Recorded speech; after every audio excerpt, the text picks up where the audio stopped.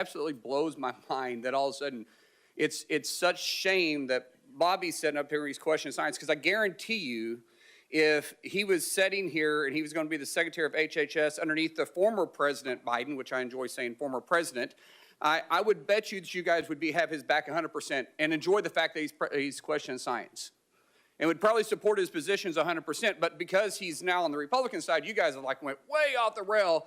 And how dare he question science? Let's examine a debate that rarely gets an honest spotlight: the ability to question scientific consensus. In a recent Senate hearing, Senator Markwayne Mullin didn't just challenge policy, he raised a broader concern shared by many Americans. When did questioning science become treated as disloyalty? He pointed to familiar examples in red wine, dark chocolate, even aspirin, each once promoted as beneficial, then later cautioned against. His point was clear: science changes because it is questioned. It evolves through debate, not silence. But the senator argued that today, the question isn't what the science says, it's who is allowed to ask the questions. And that, he suggested, has become the real battleground. At this hearing, Senator Mullin brought the issue into focus. Sitting before the committee was Robert F. Kennedy Jr., long known for challenging public health narratives. I don't understand why my colleagues all of a sudden say we can't question science. I mean, it absolutely blows my mind that all of a sudden it's such shame that Bobby's sitting up here and he's questioning science, because I guarantee you if he was sitting here and he was going to be the secretary of HHS underneath the former President Biden, which I enjoy saying former president, I would bet you that you guys would have his back 100% and enjoy the fact that he's questioning science and would probably support his positions 100%. But because he's now on the Republican side, you guys have went way off the rail. And how dare he question science? My God, if we didn't question science, where would we be today? We've always questioned science. Science is always evolving and always changing. Have a glass of wine a day, it's healthy for you. Don't have a glass of wine a day. Have a piece of chocolate a day, it's healthy for you. Dark chocolate is healthy for you. Take an aspirin a day, as Senator Rand Paul pulled out. I mean, where would we be today if we didn't ever question science? But I will say there's an issue that I have as a father of 6, that when my kids come out from getting their vaccines, they look like a freaking pincushion. I mean, 72 vaccinations? I think there's a reason we should be questioning this. When you start looking at the rise of autism, why wouldn't we be looking at everything? Who wouldn't want to look at everything? Give me anybody in this room that doesn't know somebody that you're personally connected to that one of their children doesn't suffer from some severity of autism. Give me one. And you guys are all saying that Bobby can't question it? I don't get it, guys. I don't understand your point, other than the fact you just oppose him because he supports a president that you guys don't like now. I applaud him for going into the situation and saying, let's question something. The definition of insanity is doing the same thing, expecting different results. Is it not true that you're supposed to question science? Is anybody going to question the fact that that's not true? Mullin argued that if Kennedy still held the Democratic label, his skepticism would be treated as part of a healthy national debate. But because he left the party, those same questions are now treated as taboo. Then Mullin shifted from policy to something deeply personal. As a father of 6, he said families are noticing how the childhood vaccine schedule has grown over the decades, roughly 70 doses by age 18. He didn't accuse, he didn't lecture. Instead, he pointed to a reality many parents are talking about: autism diagnoses are rising. He cited CDC numbers. In the 1970s, it was estimated at about 1 in 10,000 children.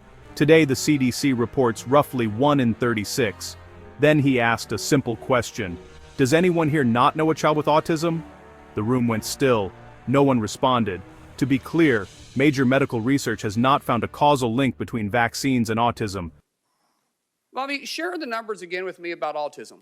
Where they at when you as a child to where they're at today as my kids are children? There weren't a lot of studies when I was a kid, but the best studies, and really the only studies out there are 2 studies.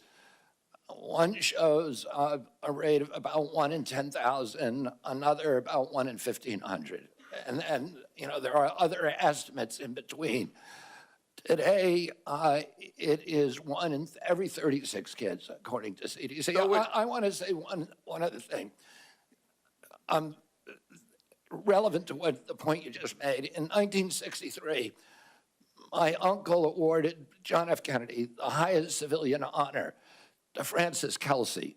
Francis Kelsey was a young scientist at NIH who came in and objected to the panel having approved thalidomide for American children.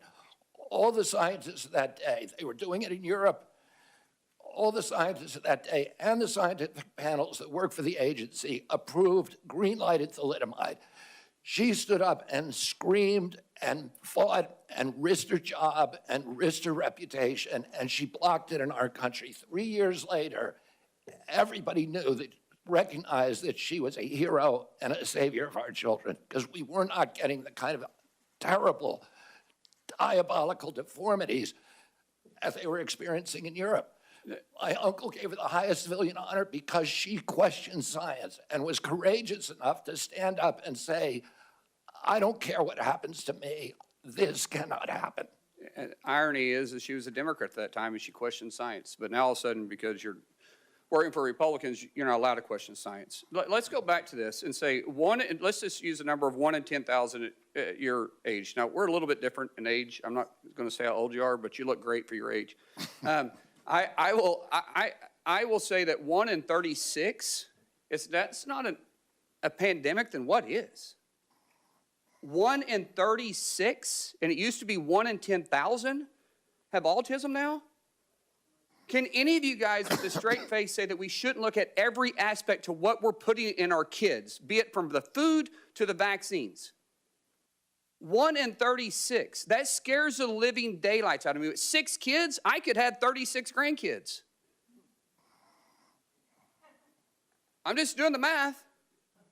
I'm the youngest of 7. My family seems to be pretty active in that area. So I'm not necessarily trying to be funny, but I'm being very serious, guys. We should support the fact that Bobby's questioning it. He's not saying he's against it. He's saying he's going to question it and let the studies follow where they will. And God bless you for doing that. Thank you. Thank you, Senator. But Mullin's point wasn't about assigning blame. It was about the conversation itself. Why certain questions are treated as untouchable. Why some data can be raised freely, and other data can't. The debate wasn't science versus skepticism. It was science versus silence. He pointed to history to make his case. In the 1960s, Dr. Francis Kelsey, a government scientist, refused to approve the drug thalidomide despite pressure and assurances from experts.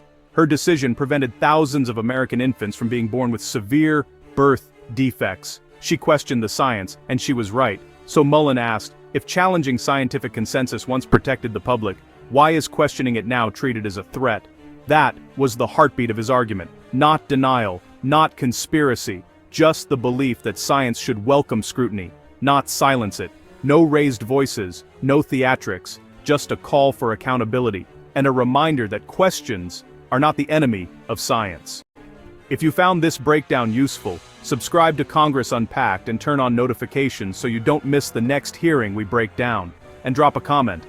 Do you think questioning science has become socially off limits? Thanks for watching. We'll see you next time.